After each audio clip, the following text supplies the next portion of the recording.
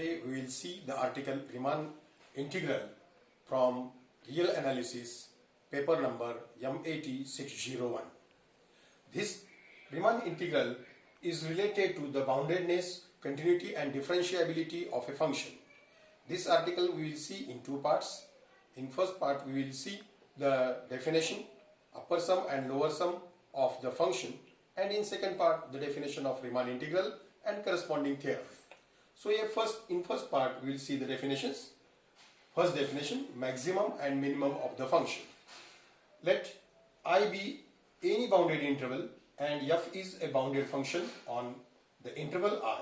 We define maximum of the function and minimum of the function as this: maximum for f over the interval I is equal to least upper bound of f of x belongs to interval I. Minimum for f over the interval I is defined as the greatest lower bound of the function f of x belongs to I, and omega for the function f corresponding to the interval I is the difference of maximum and minimum of the function in the corresponding interval. The second definition is here of subdivision. The finite subset x0, x1, x2, xn is said to be subdivision of the bounded interval AB if it satisfies this condition, that is a equal to x0 is strictly less than x1 is strictly less than x2, dash is strictly less than xn is equal to b. If there are two subdivisions sigma and tau, then tau is said to be a refinement of sigma if sigma is subset of tau, or this tau is obtained from subdivision sigma by adding at least one point in the subdivision sigma. Now if this sigma is subdivision is like this, the set x0, x1, x2, dash xn, then we define the corresponding component intervals like this. That is, the first component interval I1 is closed interval x0, x1. Second component interval I2 is equal to closed interval x1, x2. Third component interval I3 is x2, x3, and so on. The nth component interval In is the closed interval xn minus 1 xn.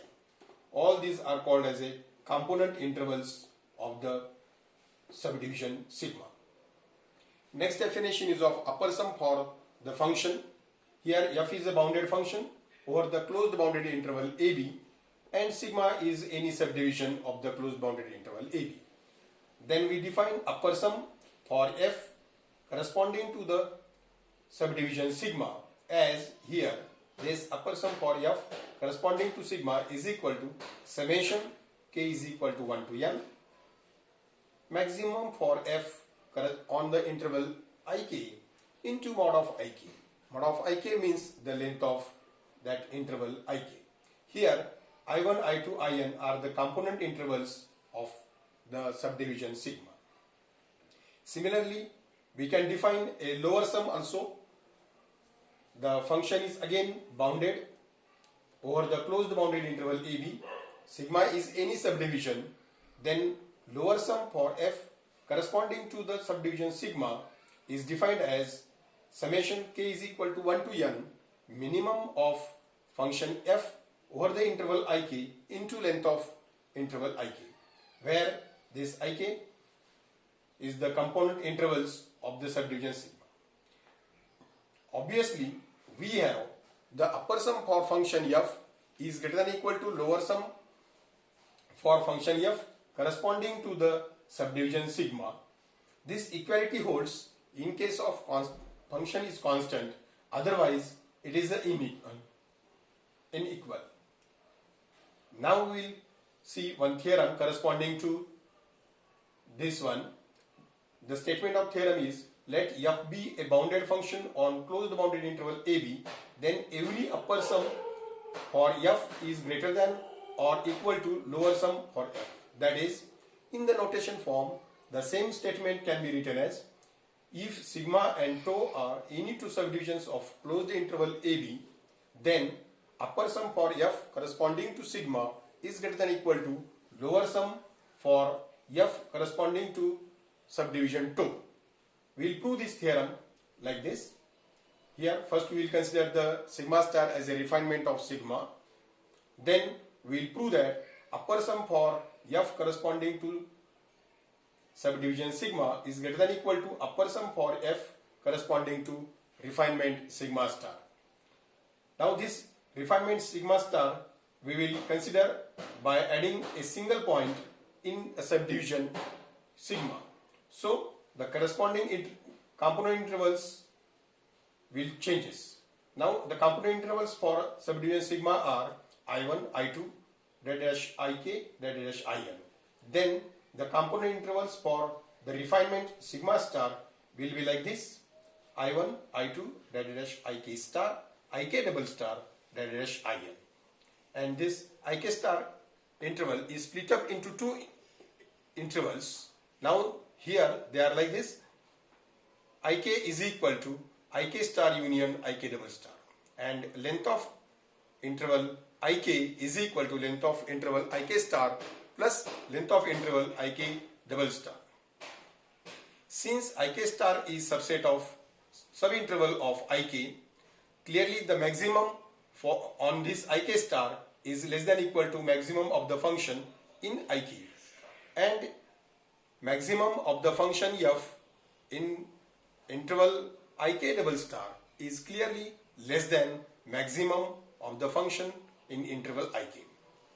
Now here we will calculate the upper sum for f corresponding to refinement sigma star. By definition it is summation j is equal to 1 to n, j is not equal to k, maximum of the function f over the interval ij into length of interval ij. And here maximum of function f over the interval Ik star. Start.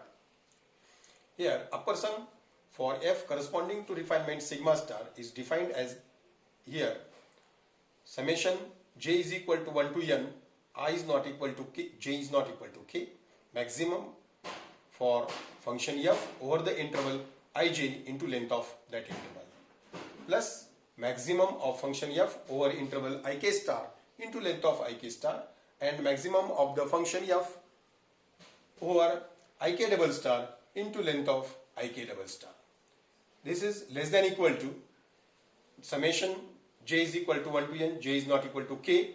This part is as it is. Here we are changing that, we are replacing this maximum for f over interval Ik and maximum of f over Ik star, and that is replaced by maximum of f over Ik star, and therefore here we are writing here less than equal to, and here the length of this interval we are adding, and then this becomes the upper sum for f corresponding to sigma.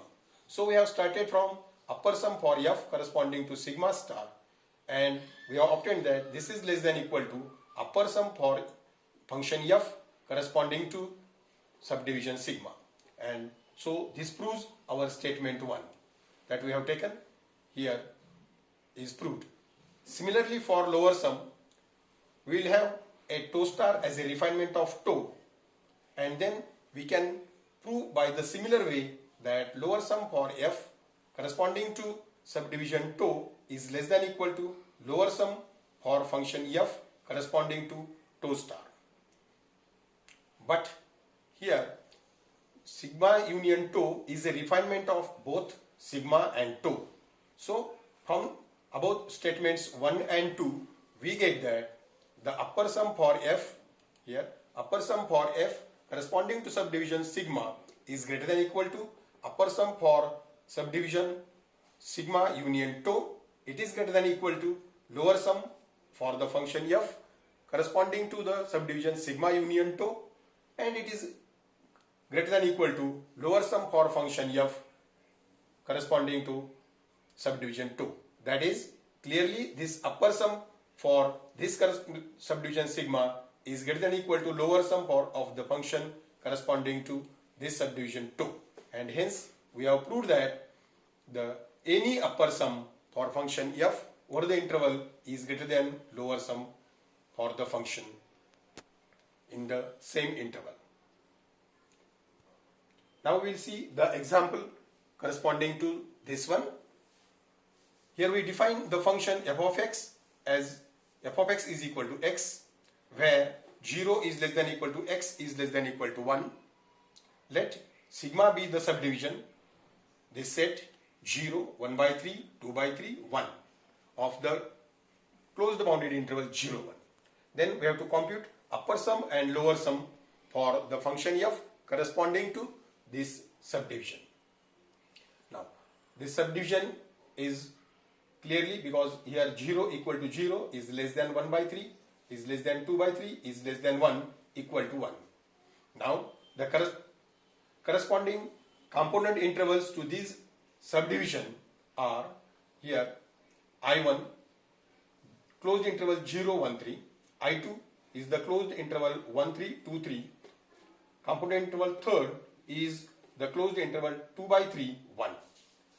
We can see clearly the length of all these component intervals is same, and that is, it is 1 by 3. Now we will have the maximum over these component intervals. Maximum for f over first component interval is 1 by 3.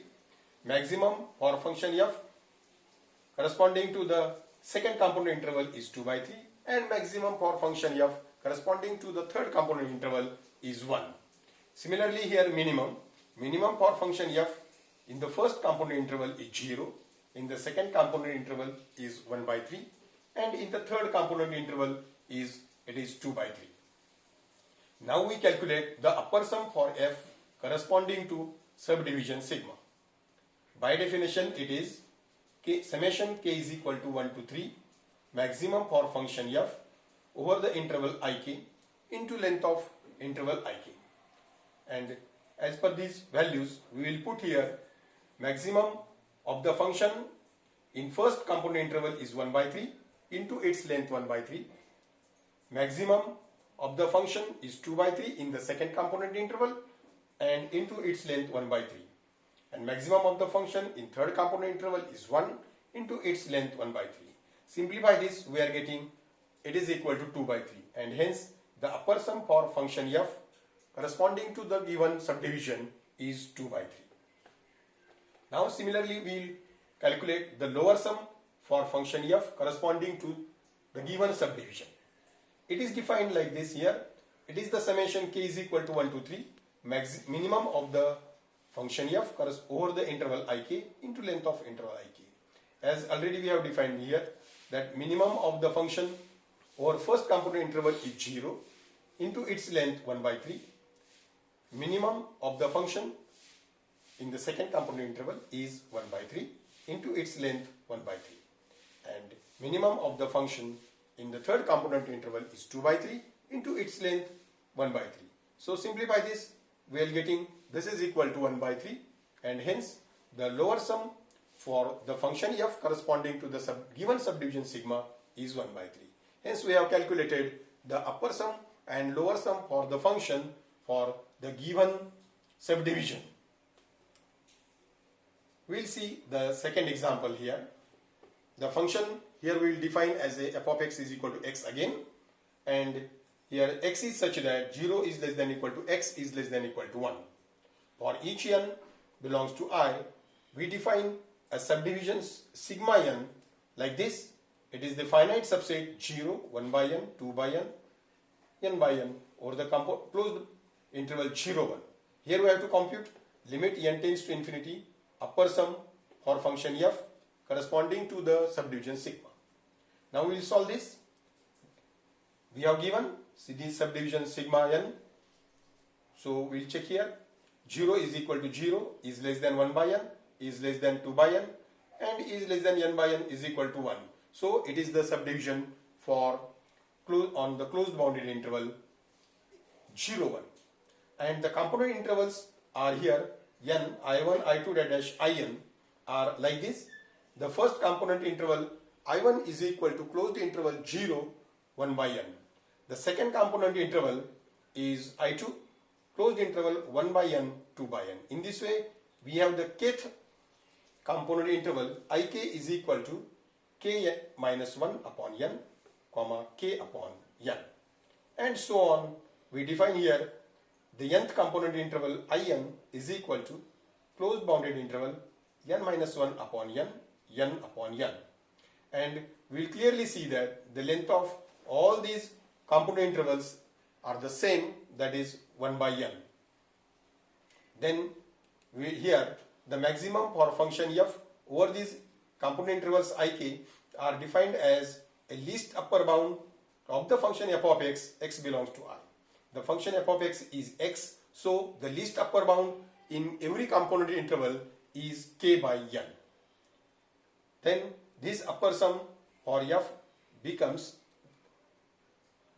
corresponding to the subdivision sigma n becomes summation k is equal to 1 to n maximum for the function f corresponding to the component intervals ik into length of ik. Clearly here the maximum is k upon n, and therefore we are getting here summation k is equal to 1 to n k by n into 1 by n, that is the length of n. N is constant, so we will take it outside the summation sign, and we are obtaining here 1 upon n square into summation k is equal to 1 to n k. Clearly this means it is the sum of the first n integers, and by formula sum of the n integers is n into n plus 1 upon 2. So here this summation is n into n plus 1 upon 2. Simplify this, we will get n plus 1 upon 2n. So here the upper sum for f corresponding to subdivision sigma n is equal to 1 by 2 1 plus 1 upon n. So this can be rewritten as this one. Now we will take the limit of the upper sum. So here limit n tends to infinity of upper sum for f corresponding to subdivision sigma n is equal to limit n tends to infinity 1 by 2 in bracket 1 plus 1 upon n. Now take the limit. This 1 by 2 is constant, so we will take it is outside the limit, and we are getting here 1 by 2 into limit of 1 plus 1 upon n. Clearly the limit of 1 as n tends to infinity is 1, and limit of 1 by n is 0, and therefore we are getting here 1 by 2 into 1 plus 0, that is after simplification we get 1 by 2. That is limit n tends to infinity upper sum for f corresponding to sigma n is 1 by 2. Yes. This is in the first part of the Riemann integral. In second part we will see the definition and corresponding theorems to that one. Thank you.